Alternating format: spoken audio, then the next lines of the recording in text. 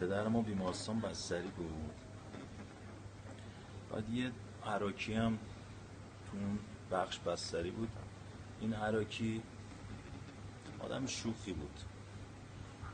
خلاصه این اومد دید تو اتاقی که پدر ما بستری بود، اونجا تو تخت بود، دید که یه سند به پدر ما بست کردن. این تا سند رو دید یه دفعه یاد یه خاطره افتاد و شروع کرد به آی و وای کردن و ناله و زاری و ما گفتیم چیه؟ و والا من این سند یک خاطره بدی دارم. خب چیه خاطره؟ و خدا شاهده هر موقع این سند رو میبینم و مو به تنم سیخ میشه. خب چیه قضیه؟ آره من عملم کردن، بیهوش بودم، به هوش اومدم دیدم یه سند به من وصله، مثلا چند سال پیش.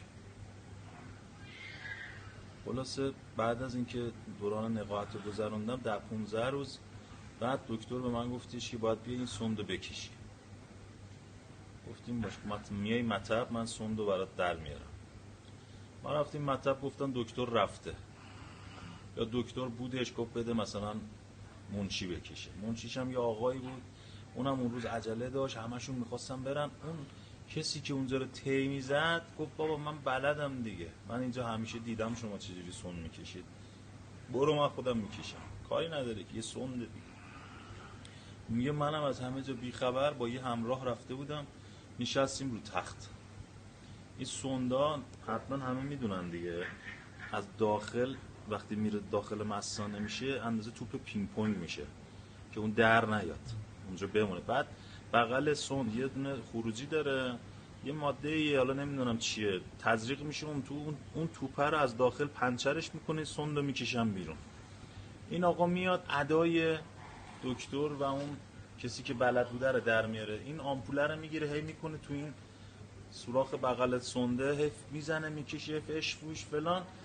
خلاصه میاد این شلنگه رو میگیره میکشه. این آقا میگه چیکار میکنی؟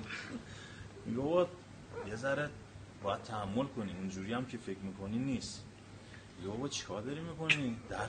درد گرفت فلان. میگه تو چیز نکن، بشین رو تخت.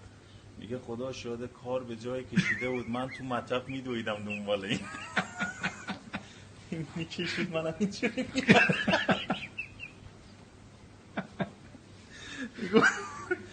میگفت خب اینجوری فایده نداره، اینجوری فایده نداره. ما اینجوری باید تا صبح اینجا باشیم، بشین رو تخت. به همراه من گفت پشت اینو بگیر. گفت خدا شاهد پدر نامت پاشه گذاشته بود لب تخت، اینجوری سنده گرفته بود میکشید. میگفتم میگفت خدا شاهده فکر میکردم دل رودم و داره از اینجا میکشه بیرون. من گفتم داد میزدم تو مطب، این نامردم پاشه گذاشته بود لب تخت، اینی گرفته بود همچین میکشید. خلاصه سرتون رو درد نیارم، یه توپ پینگ پونگ و از اون سوراخ کشید بیرون. آقا دلم میگفت خودش تعریف میکرد، میگفت تا یه مدت میشاشیدم فشار نداشت. میگفت این دهن ماهی باز مونده. میگفت میره خواهی.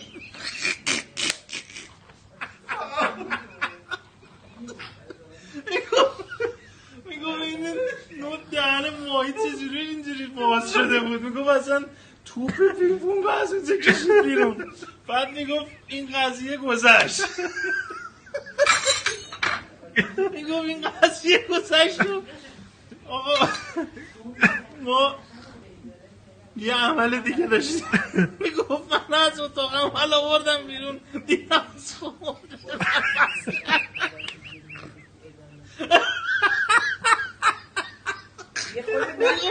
میگفت دردم یادم رفت، سندره دیدم گفتم یا حسین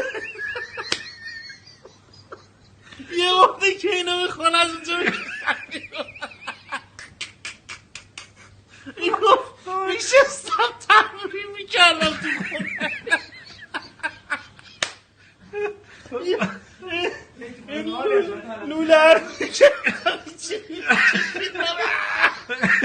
تحقیق کردم که این وقتی دکتر میکشه درد یه هفته کارم این بود کششی کار میکردم. میگم رفتم دکتر گفت میگفت دکتر گفت چی کنم دکتر تو رو خود میگفت تا 3 بار رفتم تا مطب برگشتم. میگفتم ولش کن با همین سر میکنم. تو آخر سر رفتم گفتم دکتر اینا جورو مادرت اینجوری گفت کدوم احمقی موزه تو کشیده بیرون اینه باید اینجا. گفتم میگو وقتی کشید بیرون مثلا اون کار چه کشید تازه فهمیدم اون بی پدر با من چیکار کرده. آقا اینو تعریف کرد جنانه.